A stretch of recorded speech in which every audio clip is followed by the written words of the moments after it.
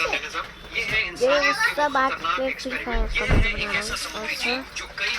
यार मैं वैसे क्यों कर रहा हूँ इसका नाम है बार्नेकल्स, जो केकड़े के परिवार यानी क्रस्टेशियंस से ही ताल्लुक रखते हैं। इनके शरीर से निकलने वाला नेचुरल ग्लू इतना ताकतवर होता है कि ये पानी के अंदर किसी भी सतह से मजबूती से चिपक जाता है। चाहे वो टर्टल, जहाज या यहाँ तक कि दूसरा समुद्री जीव ही क्यों न हो, ये सारा इसलिए करते हैं ताकि जब मरीन एनिमल्स पानी में मूव करें तो बार्नेकल्स को भी आसानी से पोषक तत्व और खाना मिल सके।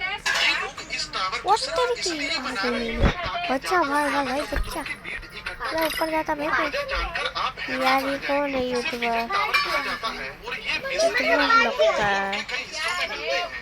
लगता है लोग मेरे को नहीं पसंद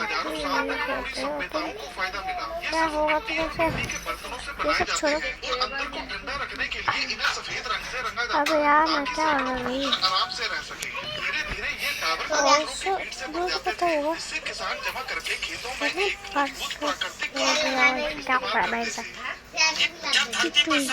आज हम फ्री फायर को वीडियो ब्लॉग्स का बनाएंगे।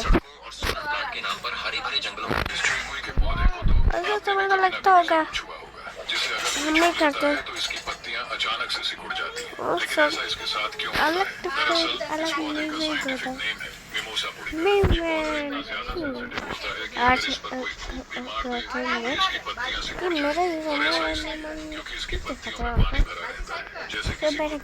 मेरा ऐसे ही दिखाता है ऐसे छोड़ते हैं ये तो हो गया मेरे पास 64 ये था और ये मेरे पास मैंने क्या 11 ही नहीं है। अगर तुम्हें पता होगा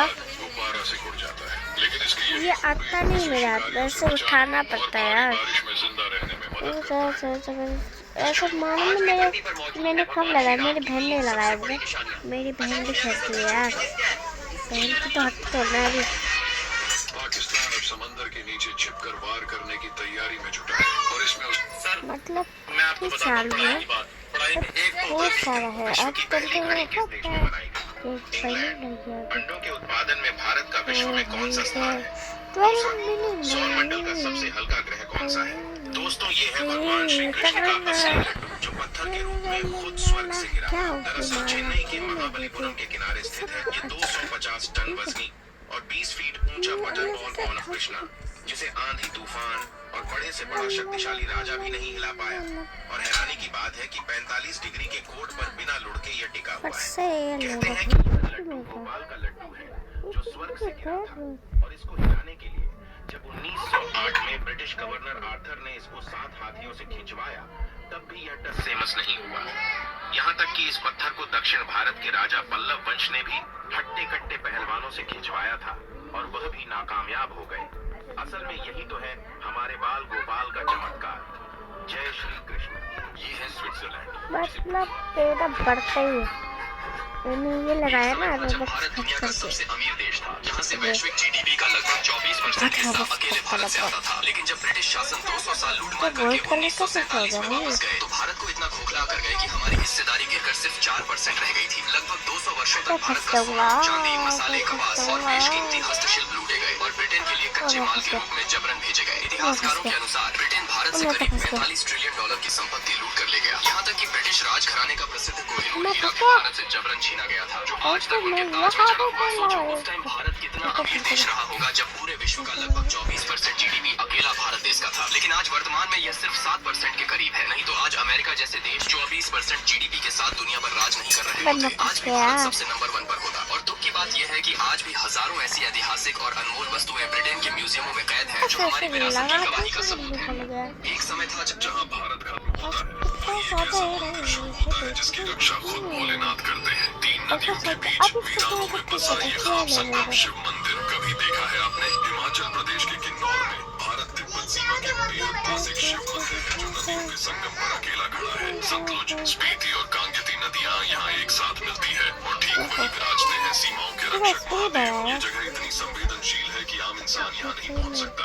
लेकिन लोक कथाओं में कहा जाता है कि जब कोई संकट देश की सीमा पर आता है तो शिव अपने रुद्र रूप में जागते हैं। मंदिर छोटा है लेकिन इसकी ऊर्जा विशाल। 3 नदियों के शोर के बीच एकदम शांति का एहसास होता है। कोई पुजारी नहीं, कोई घंटी नहीं, सिर्फ आस्था और प्रकृति का मिलन। क्या आप इस रहस्यमयी बॉर्डर मंदिर को अपनी आंखों से देखना चाहेंगे? अगर हाँ तो कमेंट में जरूर। आखिर मखाना निकालना दिखता तो आसान है, लेकिन इसे निकालना इतना खतरनाक क्यों है? ये काम दिखने में भले ही समंदर किनारे की चट्टानों में एक खास सेलफिश छुपी होती ये जो पक्षी है ना, ये अपने अंडे हाई वोल्टेज पावर लाइंस पर देता है, क्योंकि वहीं पर इसका क्रेस्टेड ट्री स्विफ्ट का घोंसला होता है। बाकी सारे स्विफ्ट्स तो मेहनत से मिट्टी के बड़े बड़े घोंसले बनाते हैं। जितना बड़ा घोंसला उतने ज्यादा बच्चे पाल सकते हैं, लेकिन क्रेस्टेड ट्री स्विफ्ट को ये सब फैंसी घोंसले पसंद नहीं। ये जो भी सामान मिल जाए उसी से छोटा लेकिन मजबूत सा घोंसला बना लेते हैं। इनका घोंसला सिर्फ 2 इंच का होता है, यानी एक सिक्के जितना, जिससे वो शिकारी की नजरों से छिपा रहता है। दूरी से देखने पर तो ऐसा लगेगा जैसे पेड़ की डाली पर कोई भाग है। बस खुशकिस्मती से क्रेस्टेड ट्री स्विफ्ट एक बार में सिर्फ एक ही अंडा देती है। घोंसला चाहे जितना छोटा हो, लेकिन फीमेल अपने मेट के लिए वफादार रहती है और दोनों मिलकर बारी बारी से उस इकलौते बच्चे को सेते हैं। मेल को उसके चेहरे के साइड की सुंदर पंखों से आसानी से पहचाना जा सकता है और कई बार तो अंडे को गर्म रखने की बारी के लिए लड़ भी पड़ता है। इनका ये छोटा और समझदारी भरा नेस्टिंग तरीका इन्हें जंगल में सर्वाइव करने में मदद करता है। इसीलिए ये पावर लाइंस को भी पेड़ की डाली जैसा ही मान लेते हैं। ये जो पक्षी देखो, ये कोई एक्सीडेंट नहीं है, बल्कि इन सीमेंट के ढांचों को जानबूझकर मिट्टी में धंसाया जाता है। मंत्री ओम प्रकाश राजभर जिसने भी टेट्रापॉड्स बनाए हैं वो सच में एक जीनियस इंसान था। सबसे पहले तो इनका डिजाइन ही कुछ ऐसा है कि समंदर की सबसे खतरनाक लहरें भी इनके सामने आते ही शांत हो जाती हैं। ये अजीब से दिखने वाले पत्थर इस तरह से बनाए गए हैं कि ये पानी की वेव एनर्जी को चारों तरफ फैला देते हैं और खुद कभी टूटते नहीं। सबसे मजेदार बात ये है कि इन्हें इस तरह से एक दूसरे में फंसा कर लगाया जा सकता है, जिससे काफी जगह की भी बचत होती है। और सुनो, एक टेट्रापॉड अगर 20 टन का भी हो तो उसकी कीमत सिर्फ 50 से 60 हजार रुपए तक होती है, यानी काम के भी और सस्ते भी। लेकिन इसका एक बड़ा खतरा भी है। अगर कोई इंसान गलती से इन टेट्रापॉड्स के बीच गिर जाए तो उसका बाहर निकलना लगभग नामुमकिन हो जाता है। और सबसे डरावनी बात यह है कि ऐसे में उस इंसान को ढूंढ पाना भी बेहद मुश्किल हो। आईपीएल के मैच में जिस बॉल चीन ने फिर दुनिया को हैरान कर दिया। एक नया ग्लास ब्रिज जो लटका है सीधा पहाड़ की धार पर, नीचे मौत जैसी खाई और ऊपर बस कुछ केबल्स का सहारा। चलते वक्त साउथ कोरिया में ये गलतियां कभी मत करना। ये चिट्ठी तो भगत सिंह को ही दूंगा मैं। ओए चिट्ठी डाला चैपलिन की औलाद